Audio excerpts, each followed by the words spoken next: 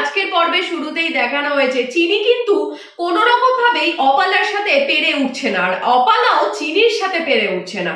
অপালা এ বাড়িতে হাজির হলেই তখন সবার সামনেই কিন্তু একটু অপমান চেষ্টা করে চিনিকে করবার।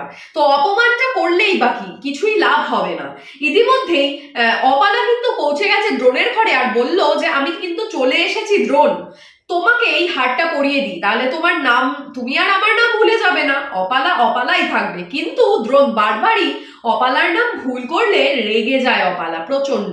আর এই হাসির মজাকটা করতে চেয়েছিল চিনি, যার কারণে গরম চা ছুঁড়ে মেরেছে চিনির মুখে, আর যেটা দেখে সহ্য করতে পারেনি দ্রোণ, ছুটে গেছে, নিজের হাত আলতো হাত দিয়ে আগলানোর চেষ্টা করেছে চিনিকে, যা দেখে কোনো রকম ভাবে অপালা সহ্য করতে পারেনি। মনে মনে দ্রোণ একটা কথাই ভাবছে, চিনির এত বড় বিপদ দেখে আমি কি করে দূরে সরে থাকবো।